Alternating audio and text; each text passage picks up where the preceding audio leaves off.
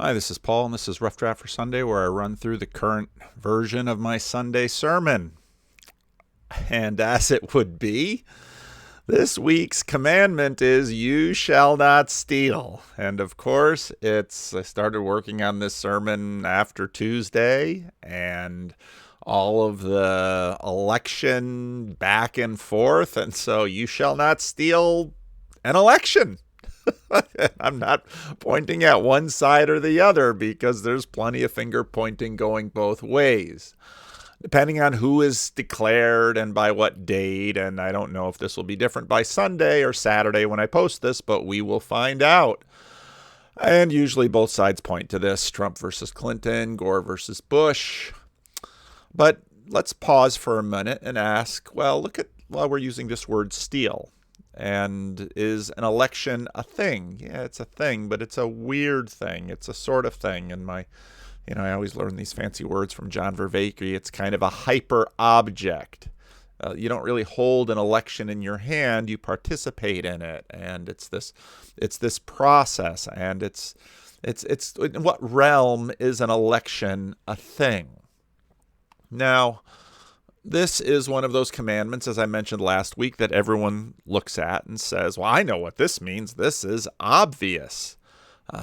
Just commandments 6 through 9 just seem so obvious. You shall not kill. You shall not commit adultery. You shall not steal. You shall not bear false witness. These are commandments that pretty much everyone agrees on, and you'll find laws against these things on legal books pretty much throughout human history. And when we think of stealing, we might think of a thief. So I did the Google image zeitgeist search, and sure enough, look at the pictures that come up. Somebody with a ski mask on and a flashlight and a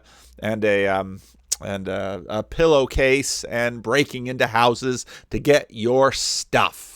They might use a gun, they might come at night, they might use a computer, and they're looking for money or TVs or you name it. They're looking to put it in their bag and take it home. Now, the Heidelberg Catechism, as usual, and for those of you who know anything about the Christian Reformed Church and know we don't have two services, the regular service and the Heidelberg Catechism service, this is sort of a way of me, getting some Heidelberg Catechism sermons in by the end of the year for our CRC quota.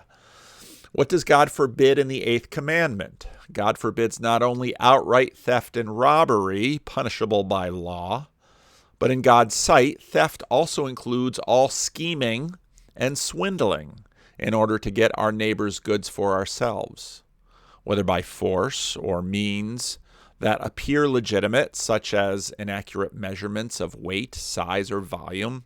They didn't have all those little stickers during the Reformation period as we have now. They didn't have stickers at all, I would imagine. Haven't yet thought about taking the stuff they're getting out of their newfound printing press and putting sticky stuff on the back and putting it on your gas pump. No gas pumps either.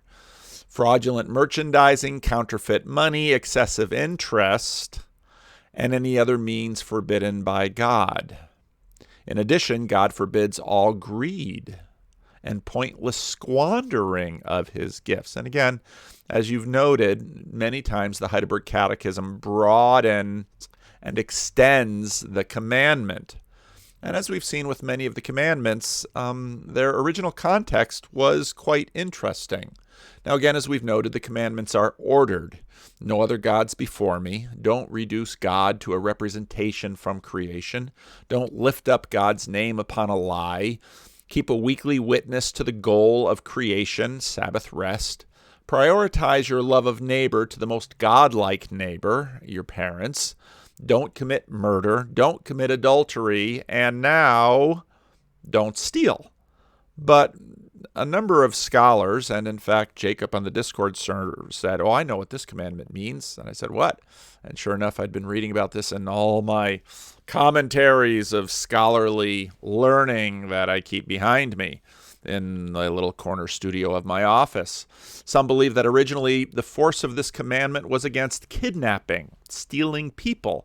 And if you look at the order, it actually makes quite a bit of sense. Do not steal a life, which is murder. Do not steal a wife, which is adultery. And do not steal a person. And then you shall not steal a reputation. That's bearing false witness. That's next week. And Gosh, where am I going to find illustrations of such things? Could they be on Twitter or in the news or just about anywhere around us of any of these things? Now, what happens to this word? And so, in looking at this theory, I start digging into the use of the word in Hebrew and finding that, yeah, the word quite often is used for kidnapping. But it sort of gets extended because we very quickly realize that our life is not really simply contained by our skin. We are creatures who live in an economy of physical needs: food, shelter, security, financial, and physical. And we bond with physical items in this world. There are these sacramental aspects to things and relational aspects to things and nostalgic aspects to things.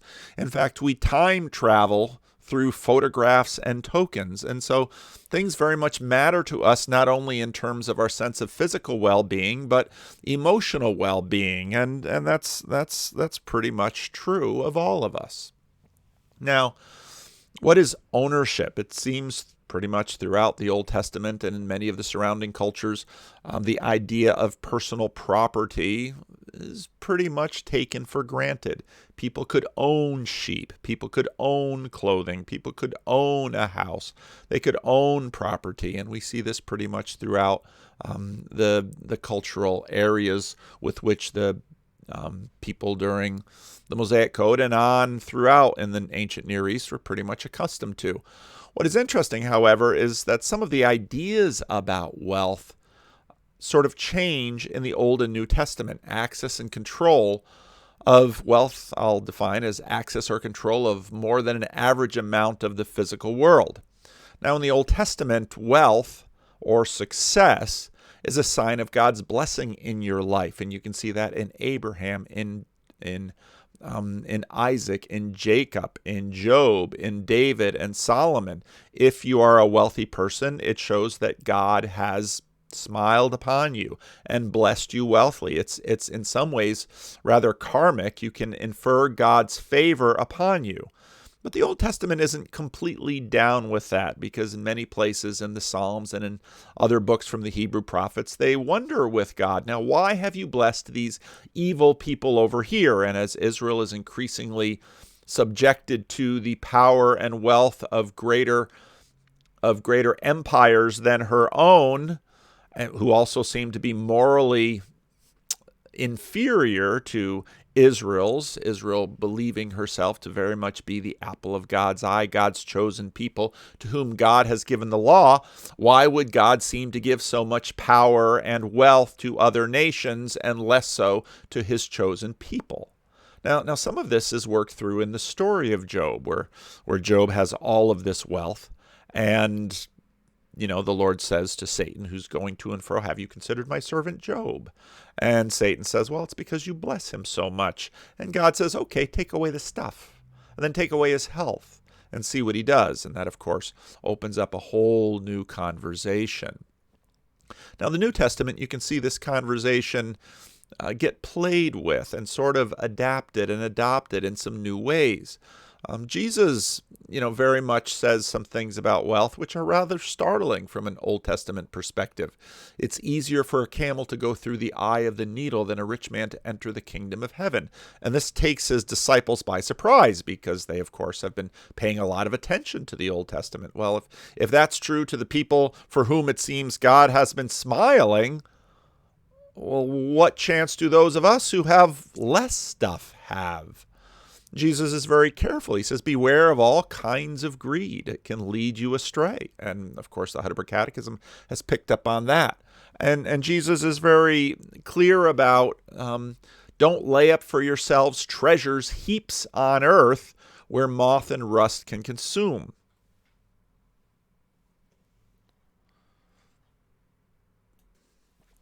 He says to these heaps, and I preached on that back when I was going through the Sermon on the Mount. There's this, in the sense about treasures. Well, what are these treasures? It's the same words as heaping up. And it's sort of all this heaping that we do in our life, and the heaps are the accumulation of all of our efforts. It's sort of the materialization of our goals. It's what we pour our life into. And Jesus says, well, all of your heaps, they're subject to thieving and moth and rust. Moth eats clothing, rust eats metal. And so don't put your heart there, Jesus says. And of course, well, Jesus is sort of the interesting counterpart to Job, because if success and affluence and abundance in terms of access and control to the world's goods reveal God's favor, then why was there so little for the soldiers to divvy up when Jesus was crucified? And his crucifixion itself, it seemed to be emblematic of God's judgment. And of course, the New Testament plays with these themes over and over to try to make sense of the story of Jesus' divinity and the stuff that Jesus didn't seem to have. Now, often when we look at this, we look at two ends of a spectrum. We sort of look at the homeless, who have very little access or control to things. They're not even sleeping with a roof over their head, and the wealthy. And what we find is that it's very interesting the way, in my experience, I've had a lot of probably not as much experience with the very wealthy as I have had with the very poor in my life, because the super wealthy, we might find wealthy people here relatively. There's a lot of relative when it comes to wealth. So the homeless people get very angry when you mess with their stuff. I know this for a fact.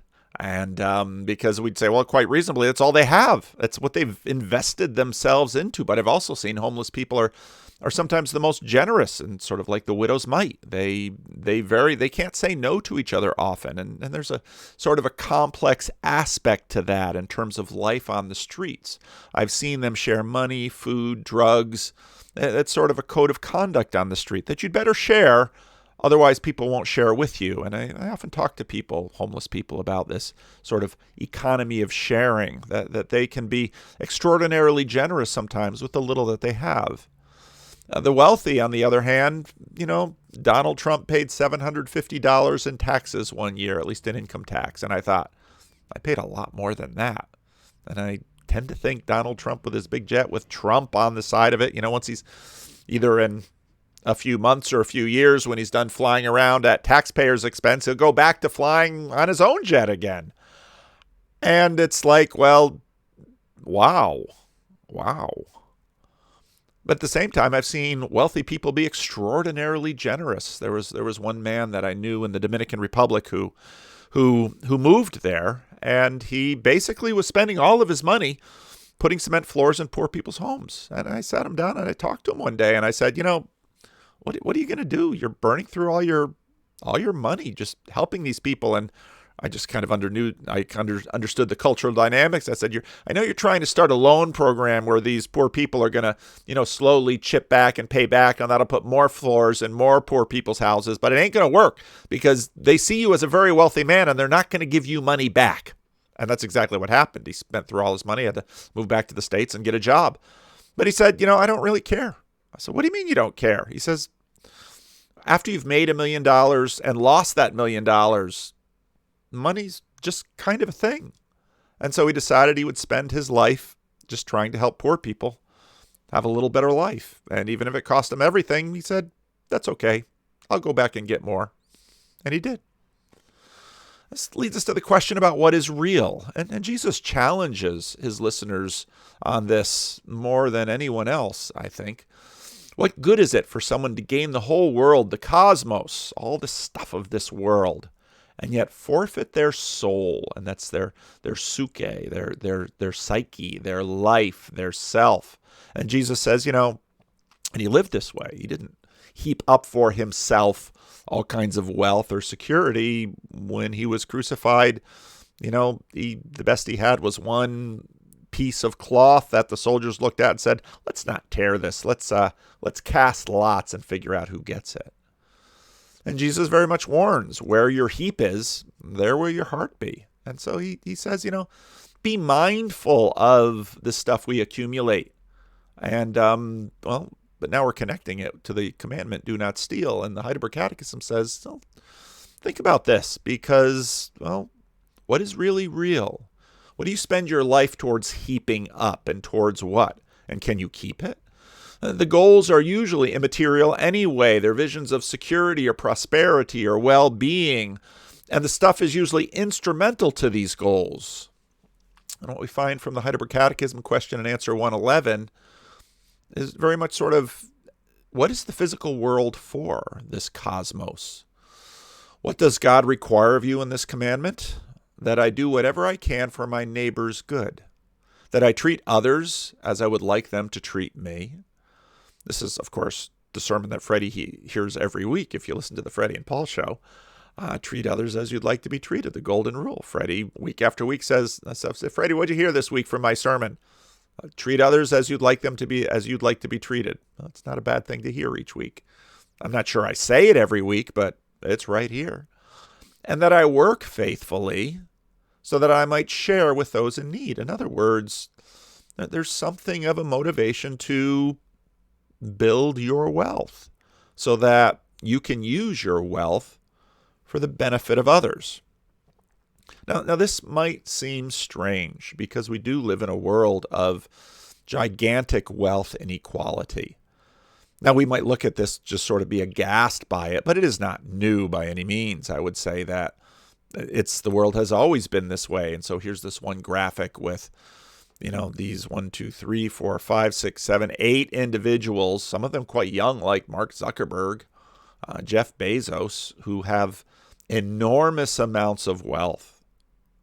And these are individuals. There are royalty that have massive wealth, and of course, nations and organizations, and then the poorest 50% of the world. And that's just shocking. And this distribution of family wealth in the United States, even if let's say you own a house in Sacramento that in today's dollars is worth $500,000. It doesn't take a lot of house in Sacramento to be worth $500,000 in today's market. And that's just the house. That doesn't include any savings or retirement that you might have. And that puts you in the 80th percentile just in the United States. In the world, that's probably more like the 95 or 97th percentile. In fact, according to one organization, the top 0.6% of world population, consisting of adults with more than $1 million in assets, or the 42 million richest people in the world hold 40% of the world's wealth. The next 4.4%, 311 million people, probably a fair number of them in the United States, hold 32% of the world's wealth. And the bottom 95% of the world's population hold 28% of the world's wealth. Wow. That's really unequal. And so we like to think about equity and, what if we just divided the whole thing up perfectly equally? Well, if we take 2016 money, that's about $256 trillion, and divide it by the number of people, and everybody has sort of $34,000. Now, if you own a house in Sacramento, how much house can $34,000 buy you? Nothing. So again, these things are kind of hard to figure out, but would it necessarily be a better world if we just split up all the money and gave everyone $34,000? I've seen what homeless people do with $10,000. It doesn't last long. Usually the neighborhood drug dealer and the place they buy their alcohol and cigarettes and lottery, ironically, tends to get most of that money pretty fast.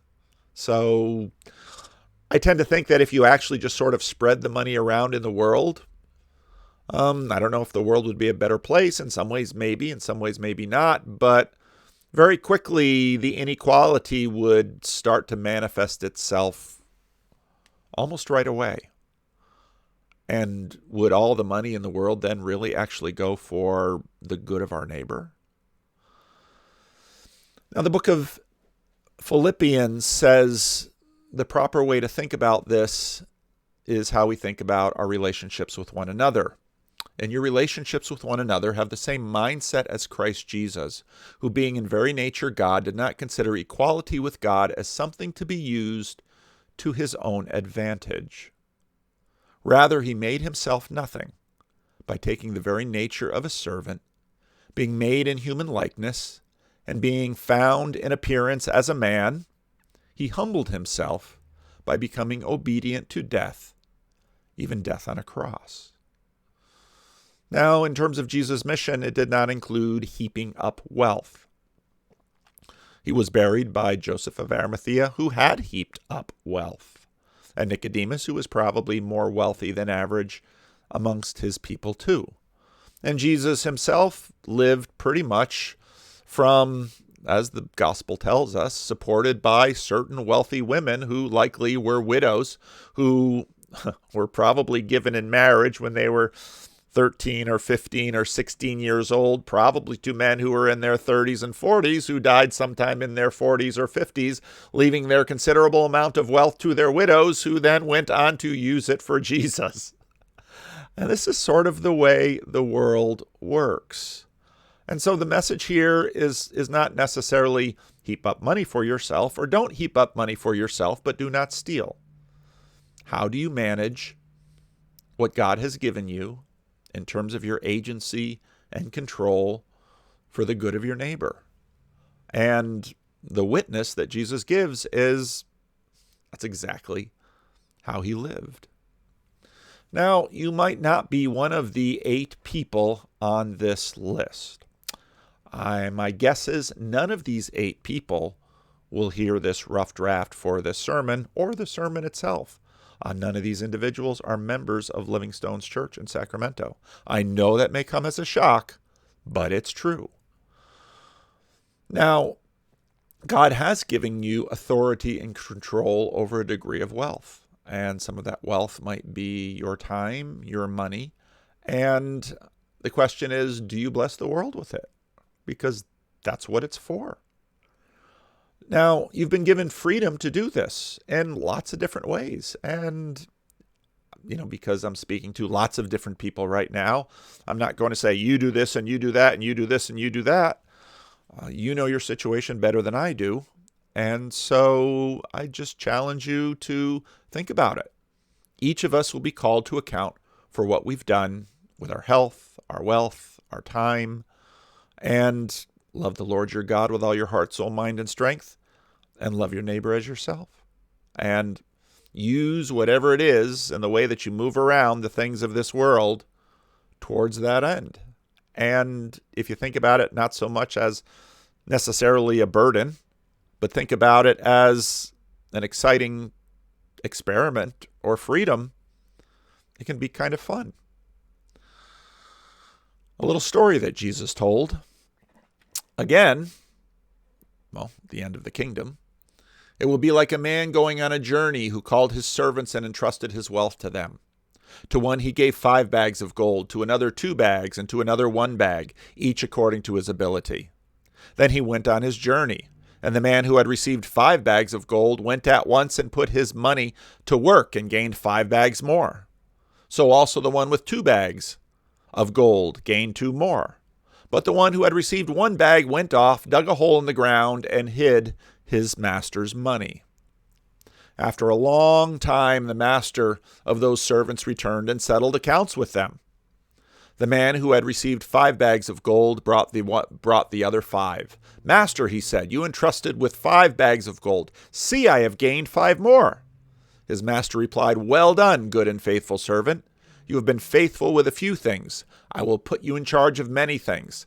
Come and share your master's happiness. Well, is this just simply acquiring things? Well, this is putting the master's money towards what the master wants to see the money put towards.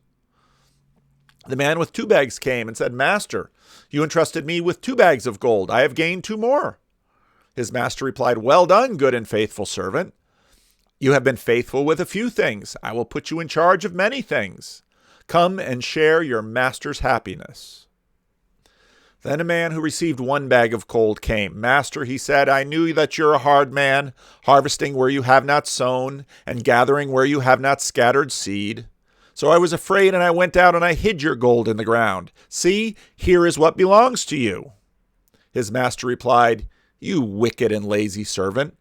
So you knew that I harvest where I have not sown and gather where I have not scattered seed.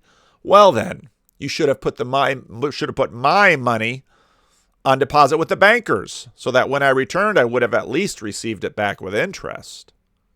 So take the bag of gold from him and give it to the one who has 10 bags. For whoever has will be given more, and they will have an abundance. Whoever does not have, even what they have been given will be taken from them. And throw that worthless servant outside into darkness, where there will be weeping and gnashing of teeth. Amen.